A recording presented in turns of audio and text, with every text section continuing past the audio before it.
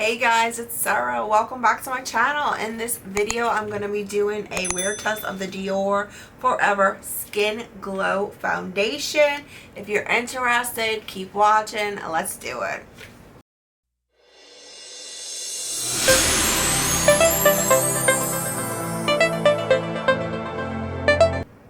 Alright guys, this is the new Dior Forever Skin Glow Foundation. This is what it looks like. This is the box. It's 1 fluid ounce. The color that I have is Forever Skin Glow 3W, which is Warm Glow. This is the actual components. And it's a glass bottle. It has a really pretty top. It has a pump, which I love. This foundation is a liquid foundation. It claims to be medium coverage, radiant finish. It says that it's 24-hour wear.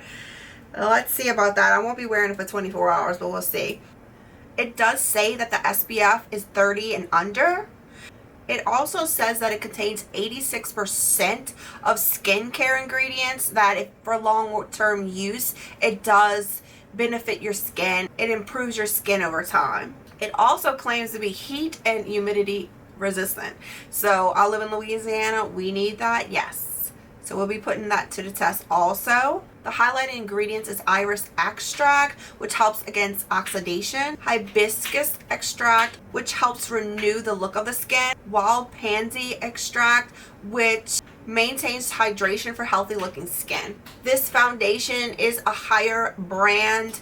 Luxe brand foundation is from Dior, so it's $50 to $52 at Sephora. There is 42 shades, so it is a good shade range to choose from. All right, let's get started. I'm gonna move my hair up my face so it won't get all of that foundation on it. And I'm going to try, I think I'm gonna put a primer underneath that I always use and I love it. It is the Hourglass Veil Mineral Primer Oil Free Broad Spectrum SPF 15. I know this already has SPF in it, but I know that I really like this. This is mineral base primer. I do have the new Hourglass. This one is the Vanish Airbrush. I want to do it to a test to see both sides of my face. I have been using this too, so I kind of know. But I'm going to use this one today. I'm running out. I need another one. But that's all you need is a little bitty thing. Well, that's all I need. It's a little bit. I know it's a little high end, but a little bit goes a long way. And there's no white cast with it. I'm just going to rub that on my skin. Just where I normally would rub it. Let's see. Alright, I'm going to shake this up. And you know I do like to use a brush. It has a little ball in there. I hear it. I think so. Yeah, it sounds like it. Let's shake it up. And I did use 3W. That's the one I chose. So I love how it comes with a pump. It's very liquidy, which I like because I notice when foundations are liquidy to start, they have a lot of room for buffing. If they're too dry down too fast, there's no room for buffing. I think I use a little bit too much, but it's okay. This is the F82 round kabuki brush from Sigma, which is one of my all-time favorite foundation brushes. So I'm going to take what's ever left on my hand and I'm going to do that around my neck. It's a little bit too dark for me, but that's okay. It's probably going to match my skin tone perfectly. I just like to use a little lighter foundation normally because I like to bronze up my skin. So I will bring back that warmth. But this is fine. It's fine. It's fine. We'll make it work. Hopefully it doesn't oxidize. Now it says that it's not supposed to oxidize. It has ingredients in it to where it does not oxidize, but we will see. So it's buffing in really nicely. I would say off the bat it is a medium coverage. which it claims to be. It says that it's medium to full coverage, so you could probably build up that coverage. Now I did put a lot, so I'm not going to add any to it because it does look a little too dark for me. We'll make it work. I'll blend it down my chest. Definitely would be a summertime, which we almost in those months. So when I get a little tan, it will work perfectly. I know it looks a little funny right now, but it's okay. I just mainly want to test this foundation out because I love radiant foundations. I don't like matte foundations. It dries out my skin, and I noticed now that I'm older, it's not going to be for me personally.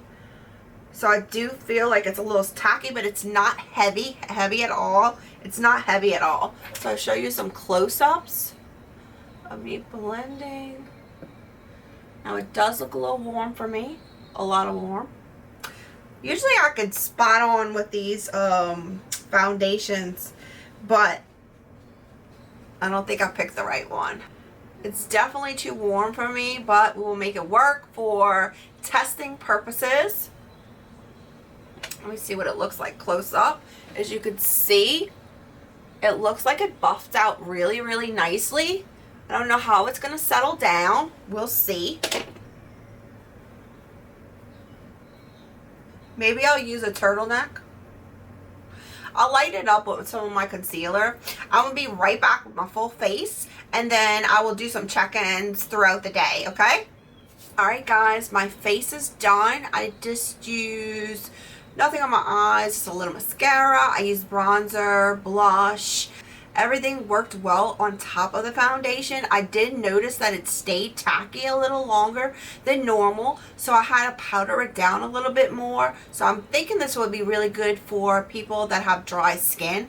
My skin is actually normal, so I can kind of like, I don't do matte because I don't have oily skin at all, but it's normal, so I can get away with using those hydrating, radiant. I like those finishes. So I'm going to do a wear test. I'm going to do a midday check-in and then end of day check-in and let y'all know and see for yourself how the foundation wore throughout the day. I will give you some close-ups, what it looks like now. So I will see y'all midday.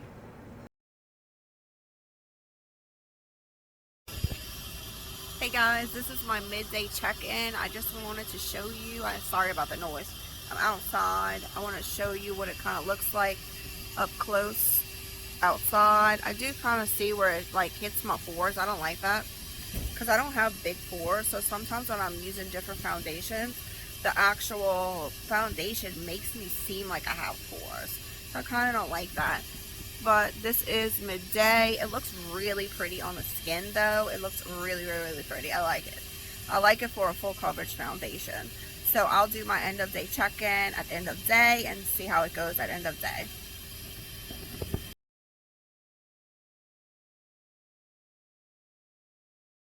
Hey guys, welcome to my final check-in. This is my final check-in of the day. So we're talking about the Forever Skin Glow Dior Foundation. Now the Skin Glow, I don't know, I don't see any glowing to my skin. I do see a radiance to my skin. I definitely wouldn't recommend this for anyone with oily skin.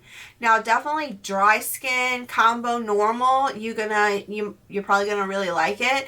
I do like it. I think it is a medium to full coverage foundation, so that is true. I don't think it oxidized at all, and there was really no really heavy scent because I do not like heavy scent on my face. It does, no. I have allergies, so it doesn't work well with me. I think it's blendable. It also wears well with the different products that layered on top of the foundation. It does cover, it is long wearing because I've been wearing it for a good 8 hours right now. And it's still there, going strong. Now this is the tricky part. Can you get a cheaper foundation and achieve the same results?